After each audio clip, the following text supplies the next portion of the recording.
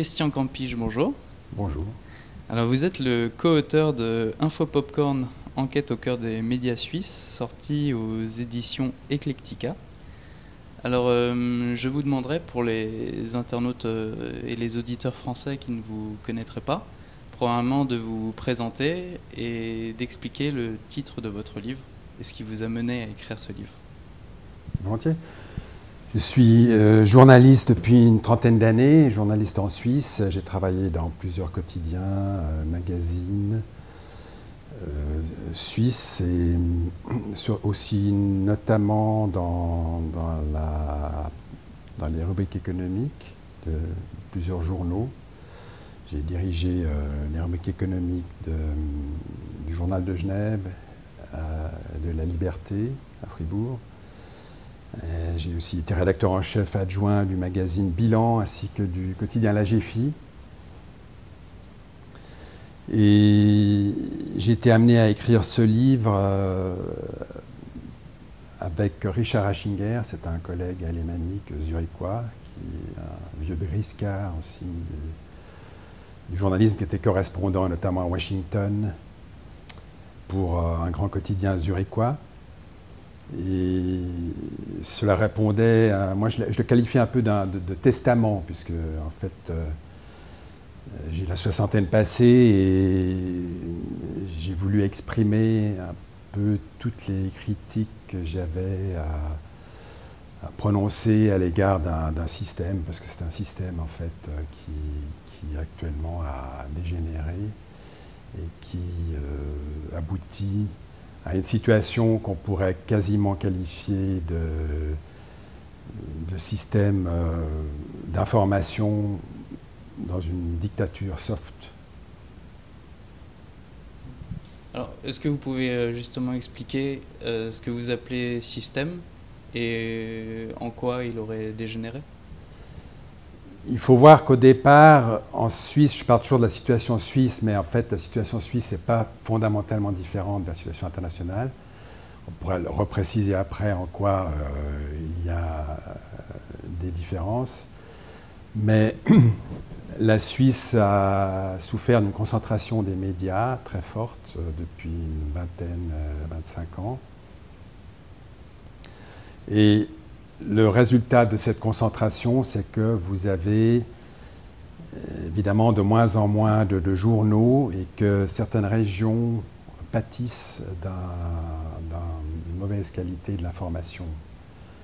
Et je viens moi-même, je suis suisse, mais de Suisse française, donc une région qui compte un peu moins de 2 millions d'habitants et qui est particulièrement vulnérable. Parce que quand 2 millions d'habitants ne sont... Vous allez me faire la comparaison avec la France, je me dirais, vous n'avez pas tout à fait tort, mais justement, je pense qu'en Suisse, on pouvait encore être fier d'avoir une diversité de journaux très forte jusqu'à encore relativement peu de temps, et que cette diversité est malheureusement en train de disparaître. Et c'est au détriment de la démocratie. Alors, un des piliers de votre livre est une critique des journaux gratuits. Donc, en quoi les journaux gratuits posent problème selon vous ? Je ne critique pas seulement les journaux gratuits. Pour moi, c'est l'ensemble de la presse. C'est une tendance qui est commune à la presse. Et cette tendance qui est de mélanger la publicité, la communication et le rédactionnel. Évidemment, les journaux gratuits constituent un peu l'exemple le plus mauvais dans la mesure où l'information de qualité et la portion congrue, on peut même se demander s'il y en a vraiment. Et le but de ces journaux gratuits est d'attirer un maximum de publicité. Donc déjà là, vous avez au départ un vice de forme fondamentale pour l'information. Je précise ici, puisque vous me demandiez tout à l'heure quelle était la raison de la publication de ce livre, c'est qu'en 2005, nous avons créé avec 4 ou 5 confrères suisses de Suisse française, nous avons créé un groupement qui s'appelle l'association Info en danger, dont le nom devrait dire ce qu'il veut dire, c'est-à-dire que nous avons lancé d'abord un appel qui était signé par 600 journalistes en Suisse française, ce qui est beaucoup pour la Suisse française, 600 journalistes qui ont signé un appel demandant aux éditeurs davantage de moyens pour pouvoir exercer leur métier. Parce que nous avons constaté en fait que les journalistes avaient de moins en moins de temps et d'argent. Le temps, c'est de l'argent. Et les journalistes... donc l'information pâtissait de cette situation. Et à la suite de cet appel, vu le succès de l'appel, nous avons lancé une pétition demandant aux éditeurs davantage de moyens. Et surtout, dans cette pétition, il y avait aussi une nette critique du rôle des rédactions en chef, qui ne jouent plus leur rôle de défense de leur rédaction. Au contraire, les rédacteurs en chef sont devenus, en grande partie, des porte-parole de l'éditeur et travaillent pour l'éditeur. Vous me direz qu'ils sont payés par eux, ce qui est en partie logique. Mais je pense que le rédacteur en chef, comme tous les journalistes sont aussi payés par l'éditeur, le rédacteur en chef devrait être du côté des journalistes et s'investir à leur côté pour défendre leurs problèmes. Cet appel d'Info en danger a eu un certain écho en Suisse romande. Moi-même, je suis devenu un peu le porte-parole de cette association et j'ai donné une série de conférences pendant plusieurs années en Suisse romande et aussi un peu en Suisse alémanique pour porter la voix de ces journalistes mécontents. Et petit à petit, je pense qu'il y a eu une certaine prise de conscience dans la population.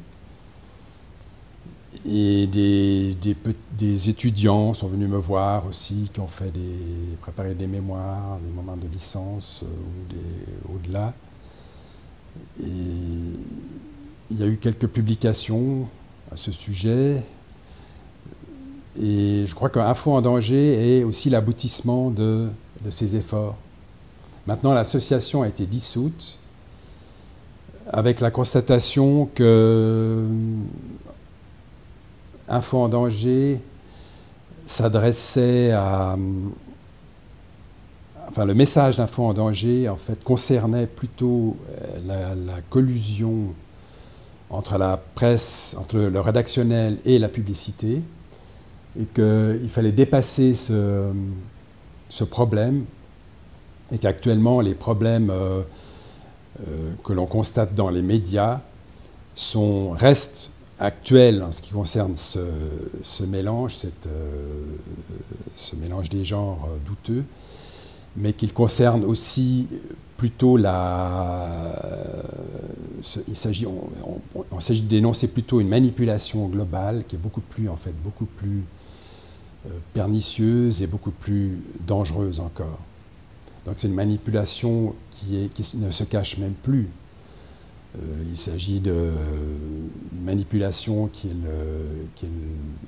vient des milieux de la communication. Il faut voir qu'en Suisse, maintenant, vous avez plus de communicateurs à Berne, de gens qui sont PR, donc dans les press relations, que de journalistes. Donc on a fait un calcul, je crois, 2 PR par journaliste à Berne, parmi les correspondants au Palais fédéral. Donc les journalistes sont finalement de moins en moins armés pour affronter ces hordes de communicants. Quel devrait être justement, selon vous, le rôle du journaliste dans les médias et le rôle des médias en général dans la démocratie? Le rôle du journaliste ou le rôle des médias, ça devrait être la même chose finalement. C'est un rôle citoyen. Je pense que le raisonnement sur le journalisme ou les médias, la discussion, le débat sur ce sujet ne peut pas être dissocié du débat démocratique. Il est clair que si on ne croit pas dans la démocratie, il est inutile de parler de journalisme, en tout cas tel qu'il a été développé depuis une centaine d'années. Le journalisme et les médias sont là pour servir d'intermédiaire entre les pouvoirs qui existeront toujours d'une certaine manière et les citoyens. Si on empêche les journalistes d'exercer leur métier, il est clair qu'on porte atteinte à la démocratie. La démocratie qui est avec un grand D, il ne faut pas non plus, il faut un peu l'expliciter. La démocratie, beaucoup s'en emparent pour arriver à leur fin. Moi, je pense que la démocratie actuelle, elle évolue, elle est sur le terrain, elle se voit dans les quartiers, elle se voit au niveau environnemental. Et là, on constate de très fortes lacunes dans les journaux, dans les médias en général. Et je crois, on en parlera peut-être encore, des médias en ligne, en quoi ils peuvent apporter un plus dans l'information. Une information plus nerveuse et beaucoup plus suivie sur les problèmes. Je m'explique, par exemple, si vous aviez les grandes catastrophes pétrolières, les pétroliers qui s'échouaient au large de la Bretagne, comme l'Erika. Vous avez pendant X jours, vous avez l'actualité qui est centrée sur cette catastrophe, qui fait la une, et petit à petit, on l'oublie, on passe à autre chose, et on ne revient plus dessus, alors qu'on devrait au contraire apporter un suivi. Ça, c'est un des aspects de l'information qui n'est pas assez soigné. Et je pense aussi à une actualité très très locale dans les villes, quand vous avez des oppositions. Je vis à Lausanne, c'est une ville relativement agréable de 200 000 habitants, 250 000 en comptant les communes avoisinantes. Et on envisage actuellement d'élargir la gare, les quais, parce qu'il y a beaucoup de trafic, beaucoup de passages ferroviaires entre Lausanne et sa grande voisine de Genève. Il faut élargir les quais pour laisser passer plus de trains, ce qui est d'ailleurs tout à fait légitime. Mais alors, que fait-on, qu'envisage-t-on? Qu'envisagent les chemins de fer fédéraux? Ils envisagent d'élargir au détriment d'une rue populaire. Et alors, on va chasser des 300...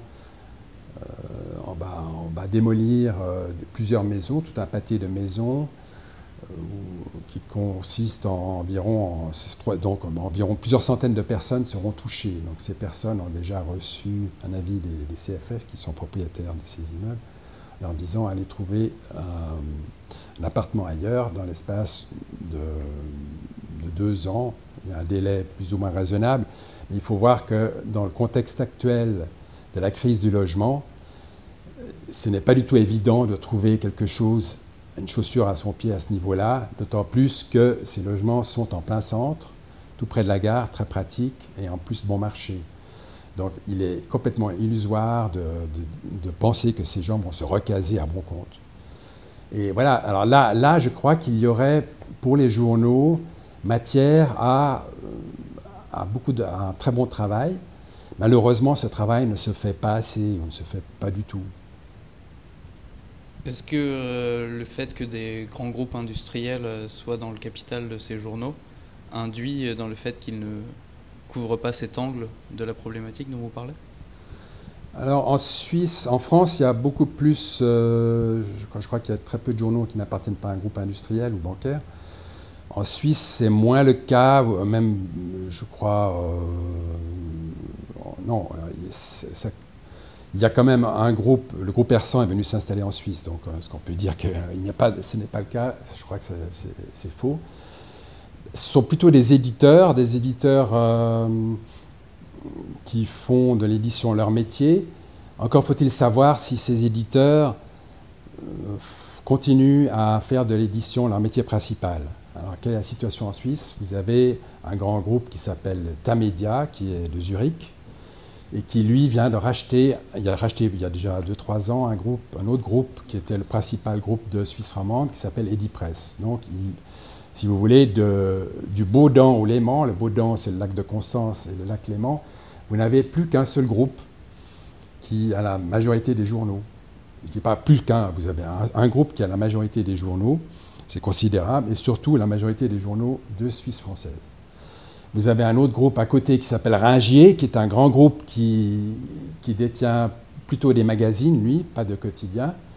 Mais ce groupe, il est dans, pour utiliser un terme en anglicisme, c'est l'entertainment, c'est le divertissement. Et là, on peut se demander jusqu'à quel point ce groupe est encore un groupe de presse, puisqu'il dit qu'il fait beaucoup de l'argent dans le divertissement, et que c'est à cause de cela qu'il peut entretenir encore des médias qui apportent un contenu relativement satisfaisant et qui sont sa danseuse. Et vous avez un troisième groupe, un grand groupe qu'on peut comparer dans cette dimension, même s'il est plus petit quand même, mais à l'échelle européenne ou française, il est beaucoup plus grand encore, c'est le groupe persan. Donc le groupe persan a de grandes difficultés en France, mais en Suisse, il a quand même 3-4 journaux quotidiens. Et à côté, vous avez encore 1 ou 2, 3 journaux indépendants, surtout en Suisse romande, qui sont à La Liberté, mais qui appartiennent à une congrégation religieuse.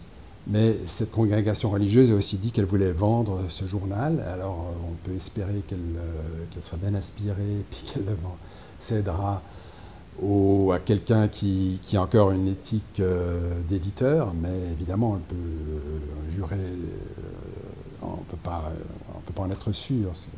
Il y a un risque aussi de ce côté-là.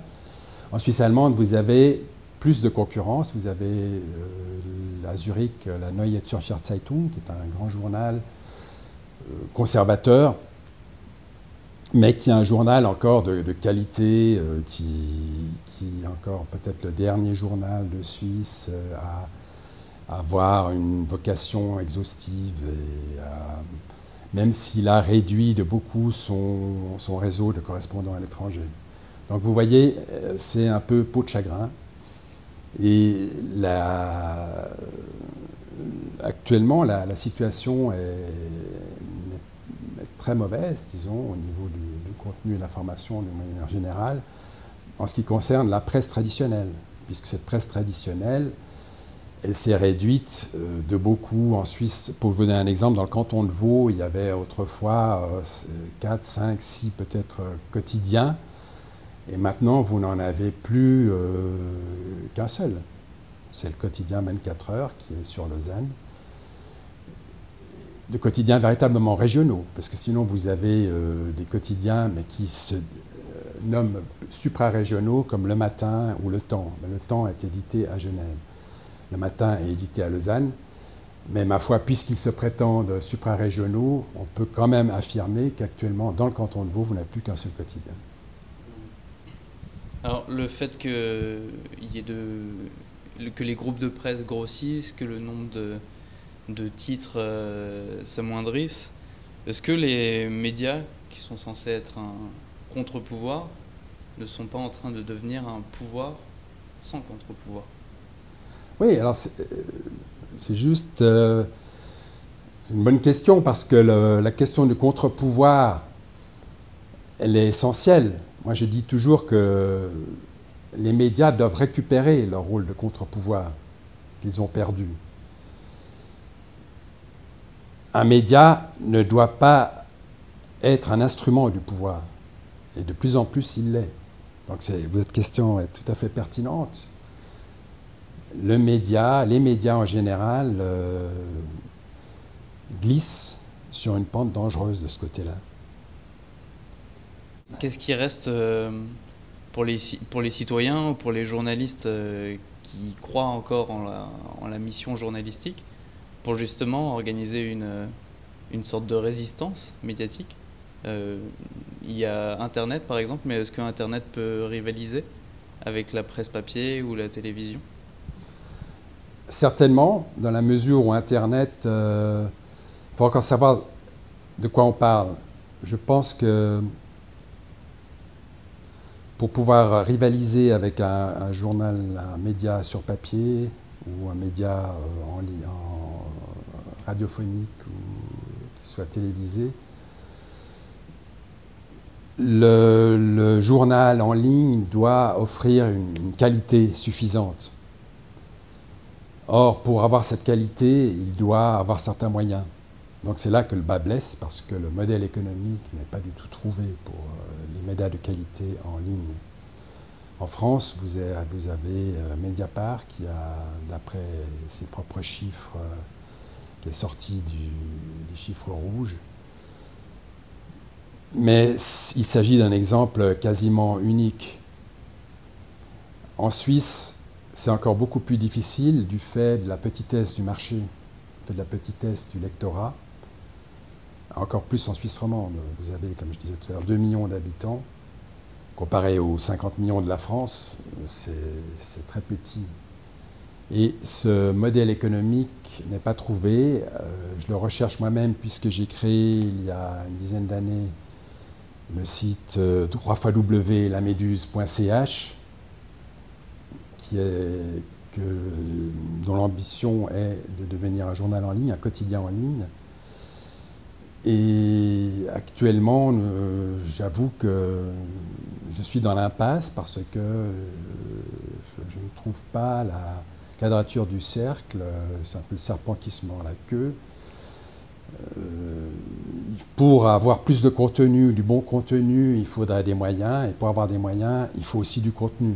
Donc, à moins d'investir de ma poche plusieurs centaines de milliers de francs, je ne trouverai pas la solution, à moins de trouver un mécène ou un sponsor qui dise « Écoutez, moi je crois dans votre projet, je vous donne un temps d'argent pour démarrer et vous y allez. Au bout d'une année, on vise par exemple un lectorat de entre 1000 et 5000 lecteurs. » On pourrait s'attendre à des réactions de la part des journalistes face à l'incapacité qu'ils ont d'exercer leur profession. Est-ce qu'il y a des résistances en interne dans les rédactions? Et ma deuxième question, ce serait, est-ce que les écoles de journalistes ne forment pas aujourd'hui à faire cette nouvelle forme de journalisme qui n'est plus vraiment du journalisme? Oui, les écoles de journalisme, pour rebondir juste sur la fin de votre question, les écoles de journalisme pourraient avoir tendance en effet à confondre communication et publicité, et communication et rédactionnel, journalisme. Ce sont deux métiers totalement différents. Je le dis toujours aux jeunes journalistes, je leur dis, écoute, si tu viens dans ce métier, c'est très bien, mais je te préviens, ne le fais pas comme tremplin pour ensuite passer comme communicateur et devenir un porte-parole d'un pouvoir politique ou économique. Ce sont deux métiers totalement différents. Ce sont deux vocations. Je ne sais même pas si d'ailleurs un communicateur a une véritable vocation, si ce n'est celle de vouloir faire de l'argent, plus d'argent. En tout cas, il gagnera plus que d'argent qu'un journaliste, c'est certain. Et les écoles doivent être conscientes qu'on ne forme pas un journaliste de la même manière qu'on forme un communicateur. Et on ne devrait pas mélanger les deux, ou en tout cas avertir avec un grand panneau rouge et dire non, ici communication, ici média. Il n'est pas interdit d'avoir quelques cours de communication pour savoir ce qu'il y a de l'autre côté, mais il ne faut pas, malheureusement, trop d'écoles. Et c'est là j'ai été mandaté par la Confédération suisse pour faire une étude sur les écoles de journalisme en Suisse, sur l'harmonisation de la formation.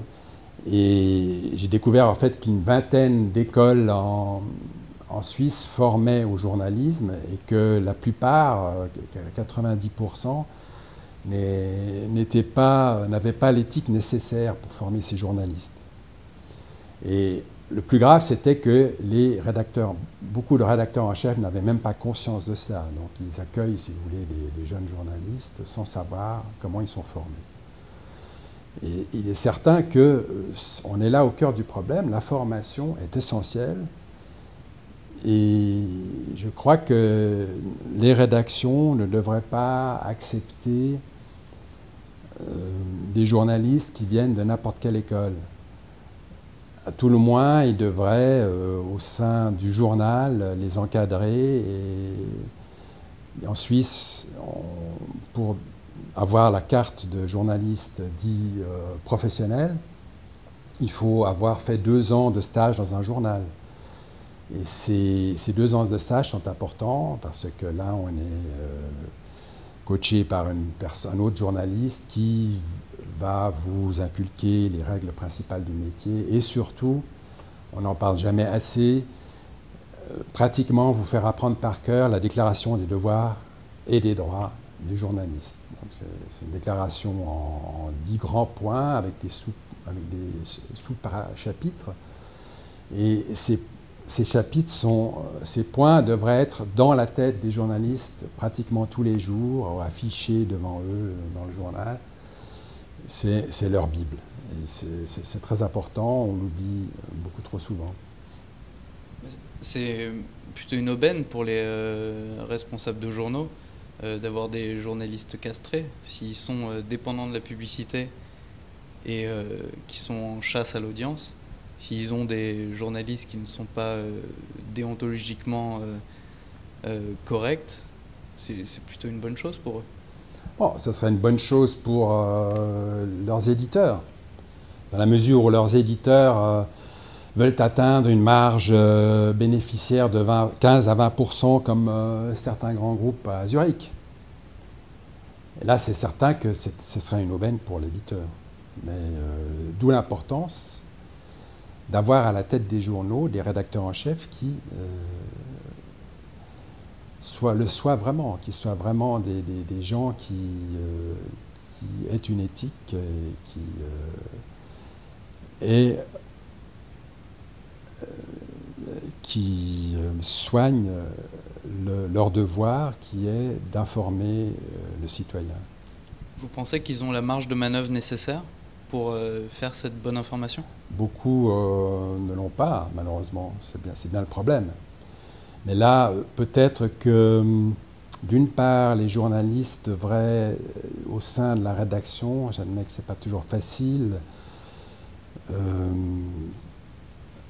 poser beaucoup plus de questions et faire pression sur le rédacteur en chef pour qu'il respecte ses consignes. Par exemple, le journaliste a le droit de dire « Écoute, moi j'estime que je n'ai pas été formé pour faire un article complaisant à l'égard de telle maison, à l'égard de telle marque. » Et il sera d'autant plus légitimé à le dire que la déclaration des devoirs et des droits, que tous les journalistes membres d'un syndicat qui donne la carte de presse doivent signer. Et ils peuvent aussi faire pression sur le rédacteur en chef quand ce dernier pratique du mobbing à l'égard de journalistes qui ne suivent pas ses consignes. Et dans ce sens, ne suivent pas les consignes dans le sens d'une gentillesse particulière à l'égard des annonceurs.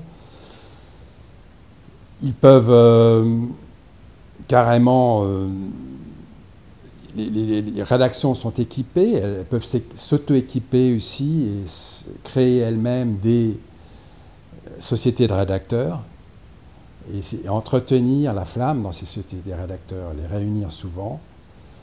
Et c'est même un devoir de la part de ces sociétés des rédacteurs de poser des questions à leur direction, à leur rédaction en chef d'abord et aussi aux éditeurs. Ça, c'est la mission des journalistes. Et le journaliste doit être beaucoup plus courageux, à mon avis. Moi, je dis toujours, il faut un certain courage à cette profession. Un engagement, il faut croire dans certaines valeurs, croire dans le débat citoyen, croire dans cette mission. C'est un peu des grands mots, mais si on n'a pas cette conscience de ce devoir, on accomplit mal son métier de journaliste. Un deuxième aspect est le rôle du lectorat. lecteur, j'ai été amené à donner certaines conférences sur le sujet. Les gens me disent « mais qu'est-ce qu'on peut faire ?» Alors je leur dis « écoutez, si vous n'êtes pas content avec l'information que donne un journal, vous vous désabonnez. Vous n'achetez plus ce journal. » On a les médias qu'on mérite. On a les médias qu'on mérite. C'est ce que je leur dis. Je l'ai fait il y a une trentaine d'années, je l'ai fait 2-3 fois. J'étais abonné à un magazine français, puis plus tard à un quotidien suisse, un magazine français dont j'appréciais certaines signatures. Et on a congédié ces journalistes. Et dans la foulée, j'ai envoyé une lettre aux éditeurs en leur disant « écoutez, je résilie mon abonnement pour cette raison bien précise, que j'appréciais ces journalistes. » Je l'ai fait une deuxième fois en Suisse avec ce quotidien, quand on a fait la même chose avec un trio de rédacteurs en chef, que j'appréciais. Et je peux vous dire que même si c'est isolé, chaque lecteur que perd un journal, pour le journal, c'est une perte importante. Et si vous le motivez, votre désabonnement, pour telle ou telle raison, vous verrez que le journal va manifester ses regrets et que c'est probablement plus sincère que ça n'a l'air au premier abord. Donc le risque d'une espèce de rébellion des journalistes qui exigerait davantage de qualité de leur rédaction serait finalement d'être épuré. Et le seul point d'attache qui permettrait de les soutenir, ce serait les citoyens. Tout à fait. Mais est-ce que vous pensez qu'il y a suffisamment d'éducation à la critique des médias? Est-ce que les citoyens sont suffisamment armés pour déceler une bonne information, d'une mauvaise information, d'une manipulation, d'une information qui n'en est pas? On peut être étonné. Je pense qu'il ne faut jamais sous-estimer le lecteur, quel qu'il soit. Malgré tout, je pense qu'il y a un lectorat assez suiviste. On peut regretter effectivement que beaucoup de gens ne se posent pas assez de questions, et surtout par rapport au journal télévisé, un peu comme des lucioles là, à 20h, le journal de 20h, surtout dans certaines catégories de la population qui bougent peu, qui ouvrent leur téléviseur à 20h et qui regardent ça comme la grand-messe. Là, je pense qu'il est difficile d'agir contre cela. Par contre, je crois qu'il y a une partie de la population qui est très critique et qui déjà manifeste cette critique en ne s'abonnant pas au journal du cru, forcément, mais en achetant des petits journaux, en écoutant certaines radios plus marginales, ou plus marginaux. Et cette population est peut-être... cette population agit en connaissance de cause, elle sait, elle voit déjà... Évidemment, elle est assez minoritaire. Je pense que cette population-là est très active aussi, et peut-être même beaucoup plus influente qu'on pense. C'est pour ça que je crois qu'un journaliste qui tient à ses idées et surtout qui a un certain mode de travail et qui voit que dans un journal traditionnel, ce genre d'activité n'est pas respecté, il peut se tourner vers d'autres médias peut-être moins connus, mais qui n'en sont pas moins respectés. Et je crois que c'est ça l'essentiel. Je crois que l'essentiel, ce n'est pas de parler à une masse de gens qui écoutent plus ou moins dans un ronron. Mais l'essentiel, c'est aussi d'agir en se respectant soi-même et surtout en ayant le courage de ses opinions. Et c'est comme cela que j'admets que ce n'est pas facile non plus, puisque dans un réseau marginal, vous allez perdre peut-être une partie de votre salaire. C'est bien cela le problème, c'est que quels sont ces réseaux marginaux? Ce sont des petits journaux. En Suisse, vous avez, à Genève, vous avez par exemple un journal qui s'appelle Le Courrier. Vous avez un ou deux journaux satiriques. Ici à Lausanne, vous avez aussi le journal satirique Vigous. Mais ces journaux n'ont pas de gros moyens. Donc, il ne faut pas s'attendre à pouvoir être engagé comme dans un grand journal. Et il faut consentir certains sacrifices. Donc, ces sacrifices ne sont pas évidents. Et c'est la même chose sur Internet. Sur Internet,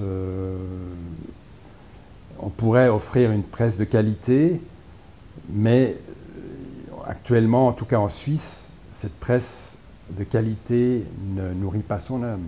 Donc, nous sommes dans une situation difficile, parfois même tragique pour beaucoup de journalistes. Je suis le vice-président d'une organisation professionnelle qui s'appelle Impressum, qui est la principale de Suisse, qui regroupe 5500 membres dans toute la Suisse. Et je suis aux premières loges pour voir combien souffrent beaucoup de confrères et de consoeurs qui sont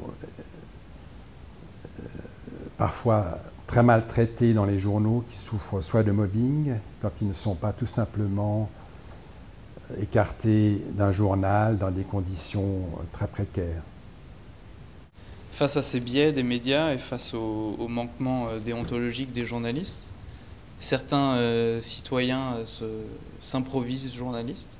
Donc on a eu le développement de la blogosphère dans les années 90 et aujourd'hui il y a des sites internet dont je ne connais pas le nom en Suisse, mais en France par exemple on a Agoravox.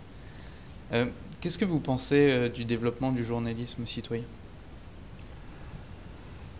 Là aussi, je suis assez prudent parce qu'on a eu tendance, dans un premier temps, à dire, voilà, c'est la fin du journalisme traditionnel parce que maintenant, tout le monde peut faire du journalisme. C'est pas vrai.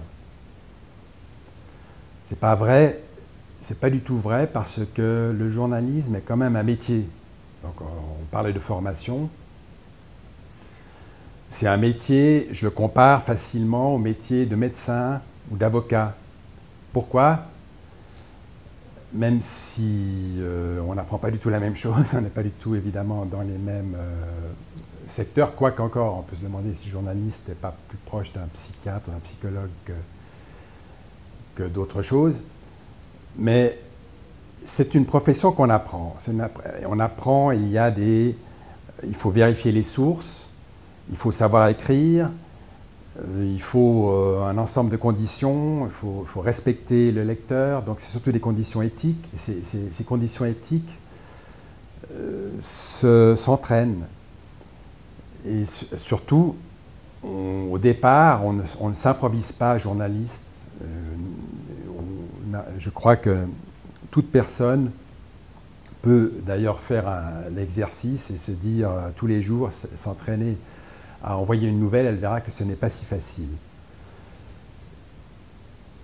Donc, pour revenir aux journalistes, au journalisme citoyen, je pense que on doit évidemment accepter que il y a une évolution technique qui fait qu'on obtient des informations autrement que par le téléphone traditionnel ou le vieux téléx. Mais il faut tenir compte de Facebook, de Twitter. Mais c'est comme autrefois, quand il y a Rouletabille au XIXe siècle, envoyait par des... en utilisant des méthodes, en tapant sur il allait dans des bureaux de poste et puis des télégraphes. Et il y a eu une évolution depuis, il y a eu des téléphones beaucoup plus perfectionnés, et maintenant il y a aussi des caméras, donc petit à petit il y a aussi une évolution. Donc maintenant l'évolution, si vous voulez, elle est permanente, il y en aura d'autres. Et c'est très bien que l'on puisse communiquer d'une manière très rapide, et d'autant plus que quand il y a de grands événements, on est informé. Mais par contre, au niveau de la vérification, on peut se poser beaucoup de questions. Hein. Qu'est-ce que ça veut dire? Ça pourrait être... en fait, l'avantage du journalisme citoyen, selon moi, c'est cette indépendance qui est garantie par le fait que ce travail ne soit pas rémunéré. Et ce qui permet finalement d'avoir des travaux qui ne sont peut-être pas couverts par les grands médias traditionnels. Et même s'il peut y avoir des problèmes déontologiques, de croisement de sources, etc., finalement les travaux des journalistes citoyens pourraient être utilisés comme masse de travail par les journalistes traditionnels qui pourraient faire le travail de recoupement, voir si une information est pertinente. Je pense à des sujets tabous. Par exemple, en France, il y a eu des gros tabous, par exemple, sur le 11 septembre, où il y a très peu de médias traditionnels qui ont fait le boulot. Ça s'est fait sur Internet. Oui, c'est juste. Mais encore une fois, il ne faut pas réinventer la roue. Hein. Les personnes dont vous parlez sont des informateurs. Ces informateurs ont existé de tout temps. Mais de là à dire qu'il s'agit de journalistes, c'est ça le débat. Je pense qu'il faut faire très attention. J'ai des responsabilités dans le cadre d'un grand syndicat, donc je sais qu'on ne peut pas donner la carte de presse à n'importe qui. Je ne vais pas donner une carte de presse à une personne qui m'appelle maintenant d'un coin d'Afrique en me disant il y a tout à coup ici, il y a un embouteillage, je ne sais pas très bien ce qui se passe, on voit il y a une personne par terre, elle a l'air blessée, etc. Donc je vais dire, bon, d'accord, c'est très bien, je prends l'information, je vais aller la vérifier un petit peu, mais je ne vais pas donner la carte de presse de journaliste à cette personne qui m'appelle pour autant. Donc c'est bien de ce débat-là que je parle. Par contre, il est clair que l'informateur bien documenté, plus ou moins bien documenté, est toujours bienvenu dans une salle de rédaction. Et à la longue, il va tisser des liens de confiance avec cette rédaction. Et peut-être même qu'un jour, s'il a un certain talent rédactionnel, il pourra devenir journaliste. S'il en a l'envie. Mais c'est pas... Ça, c'est le jeu du professionnel, c'est d'avoir des contacts. La population, un journaliste ne peut pas travailler dans sa tour d'ivoire, il doit toujours avoir des contacts avec des gens. Mais la question, c'est donc il ne faut pas réinventer la roue, il ne faut pas dire tout à coup on a 1 million de journalistes en plus parce que c'est 1 million de personnes qui sont sur Facebook. C'est pour répondre à votre question de cette manière-là. Je dis simplement que c'est peut-être aussi une source d'informations alternatives qui peuvent venir compléter le travail de la presse traditionnelle. Elle est bienvenue. Oui. Mais je pense quand même que le problème, il est dans la presse traditionnelle. Et il faut qu'elle retrouve son... Voilà, la presse traditionnelle formée, d'après des critères de formation éthique, avec un sens, sachant pourquoi elle travaille, avec cette mission démocratique. Et ce journalisme-là doit retrouver sa pertinence et doit retrouver son sens critique et se battre pour cela. Et c'est là l'enjeu. Ce sont ces journalistes professionnels qui doivent retrouver leur dignité. Est-ce que vous pouvez me dire un mot de l'objectivité journalistique? Alors il y a certains journaux qui se présentent comme des journaux d'information, mais indubitablement, rien que le choix des sujets, finalement, induit un biais qui fait que ce n'est pas un journal d'information, mais un journal d'opinion. Qu'est-ce que vous pouvez me dire sur cette objectivité ou alors même cette fausse objectivité? ça aussi, c'est un débat qui n'est pas du tout récent. En fait, le débat entre journalisme d'opinion et d'information date des débuts du journalisme moderne. Moi-même, je ne suis pas du tout opposé au journalisme d'opinion, dans la mesure où il est affiché comme tel. Et je crois même qu'il est plus honnête. Et je crois que dans les années 70, au début des années 70, on a commencé à déprécier le journalisme d'opinion pour, au contraire, tresser des louanges, pour, au contraire, sanctifier le journalisme d'information à la manière des grands journalistes d'enquête, John Woodward aux États-Unis, l'affaire Watergate, et beaucoup de journalistes, depuis lors, ne rêvent que d'aller sur les traces de ses prédécesseurs, ses illustres prédécesseurs, c'est très bien. Mais il n'y a pas que cela. Le journalisme, ce n'est pas que de l'enquête poussée, c'est aussi un journalisme peut-être plus modeste, c'est aussi un journalisme au jour le jour, l'agencier, qui fait a aussi une grande responsabilité à ce niveau. C'est un travail beaucoup plus ingrat, puisque son nom n'apparaît pas en grandes lettres multicolores dans les médias. Par contre, il a un devoir d'information fiable. Et puis, à côté, vous avez le journaliste d'opinion. Le journaliste d'opinion est très important. C'est un journalisme courageux, engagé, et moi je défends le journalisme d'opinion, mais il doit être affiché comme tel. C'est clair que vous ne pouvez pas, c'est une règle d'ailleurs dans le journalisme, qu'on vous apprend dans les écoles, c'est que vous ne pouvez pas mélanger le commentaire et l'information. Donc il faut bien séparer les deux. Et à partir de là, si vous avez encore un journal qui affiche sa tendance, c'est encore mieux. L'évolution a été, au cours des 40 dernières années, les journaux ont dit « moi je suis neutre ». Ça, il n'y a pas de pire hypocrisie. Alors là, les journaux ne sont jamais totalement neutres. Et je préfère un bon journal d'opinion, qu'il soit de gauche ou de droite, qu'un journal d'information comme ça qui se prétend au-dessus de tous les autres parce qu'il distille une information qui échappe à toutes les manipulations, ça c'est très bien d'échapper aux manipulations, mais qui échappe à toute tentative de formuler une idée et d'influencer le lecteur.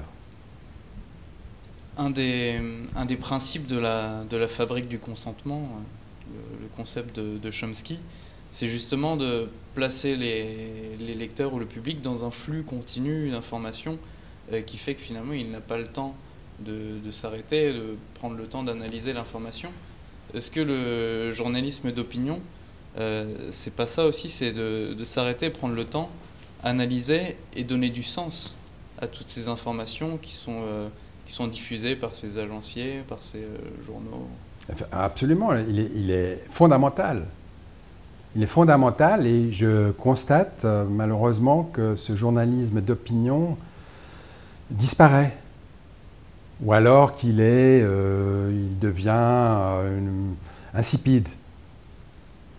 Vous voyez une vague, un encadré, un vague commentaire qui essaye d'apporter un plus par rapport à l'actualité, mais qui tombe dans les poncifs habituels et surtout ne pas choquer, ou alors qui est ce qu'on voit de plus en plus souvent, du populisme. Mais je pense que le rôle de l'opinion, c'est véritablement d'éclairer un point d'actualité. Autrefois, vous aviez des correspondants politiques dans les capitales qui écrivaient le papier global du fait du jour et qui, à côté, systématiquement faisaient leurs commentaires.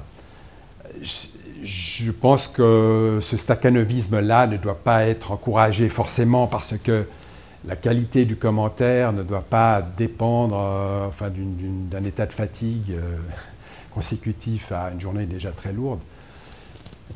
Je pense qu'au contraire, un bon commentaire doit être j'ai travaillé au Journal de Genève, on commençait le commentaire le matin, et on avait toute la journée pour le faire, et c'était un honneur de faire le commentaire, et on se donnait de la peine. Et un commentaire ne doit pas, être réalisé à la sauvette. Disons qu'un commentaire écrit sur le vif n'est pas forcément mauvais, au contraire, des fois on ne peut pas faire autrement. Quand il y a eu l'affaire en 2001, je travaillais pour le journal La Liberté, et il y avait des événements quasiment tous les jours. Il y a eu les tours du 11 septembre, l'effondrement des tours du 11 septembre. Après, il y a eu l'effondrement de Swissair, la compagnie aérienne suisse. Il y a eu une série d'événements, de faits divers sanglants, notamment en Suisse. Il y avait une chute des bourses, l'économie était menacée par les événements du 11 septembre, et tous les jours on devait commenter, et c'était souvent le soir parce que, par exemple dans l'affaire Swissair, le gouvernement réagissait par des communiqués à 19h, jamais avant 19h. Donc il fallait écrire dans une ambiance survoltée déjà en fin de journée, alors que les rotatives commençaient déjà à tourner. Mais ça avait quelque chose de fascinant aussi en même temps. Et je ne sais pas si mes commentaires étaient plus mauvais à ce moment-là qu'à d'autres époques où j'avais toute la journée pour les faire. Et voilà, mais c'était une période. Alors j'aurais une petite question conclusive, parce que notre média est, entre guillemets, je dirais, révolutionnaire. Quand on regarde l'histoire, chaque période pré-révolutionnaire est toujours constituée voit l'émergence de nouveaux médias arriver. Ce qu'on observe aujourd'hui sur Internet, des journaux papier qui essayent d'avoir un traitement de l'information. Est-ce que, selon vous, cette soif de démocratie, cette soif de liberté de la presse peut mener vers un changement politique ? De toute évidence, oui, parce que s'il y a tellement de pression sur les journalistes et qu'il y a tellement de communicateurs qui essayent de leur dire ce qu'ils doivent écrire, ou dire, ou commenter, c'est qu'on se rend bien compte que le pouvoir pourrait rebasculer du côté du contre-pouvoir, d'un véritable contre-pouvoir. Il est évident que l'enjeu il est grand et que Internet, dans la mesure où ce sont des médias en ligne faits avec certains moyens et qui apportent de la qualité, peut être un très très grand espoir au niveau de l'information. Là, j'en suis absolument convaincu. Mais il faut que, actuellement, nous sommes un peu à la croisée des chemins. Enfin, il est encore difficile de dire si cet espoir sera écouté dans un temps relativement proche. Je reste toujours optimiste à long terme. Je pense que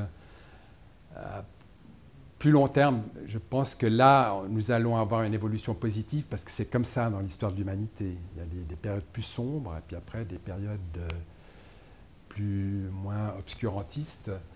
Mais actuellement, nous sommes dans une période assez de tentation totalitaire assez grande. Nous sommes quand même dans un état quelque part de guerre larvée, de guerre économique. Cette guerre n'est pas officielle. On parle de petites guerres, de petits conflits locaux, etc. Mais en fait, il ne faut pas se leurrer, nous sommes dans une guerre mondiale quelque part. une guerre pour l'appropriation des ressources naturelles, du pétrole. Et des fois, oui, il faut se passer, il faut se dire, non, l'espoir est là pour pouvoir résister à ces gigantesques pressions. Et personnellement, je vous dis, je suis convaincu que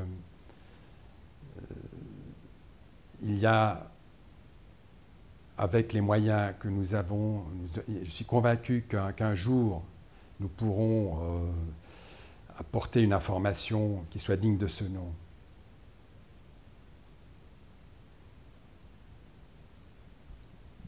Très bien, ce sera le mot de la fin. Christian Campiche, je vous remercie pour cet entretien que vous nous avez accordé. Je rappelle que vous êtes l'auteur de Info Popcorn, Enquête au cœur des médias suisses, et que vous êtes aussi le responsable de la revue Édito, le magazine des médias, qu'on peut retrouver en Suisse, et aussi le site internet d'information www.lameduse.ch. Je vous remercie. Merci.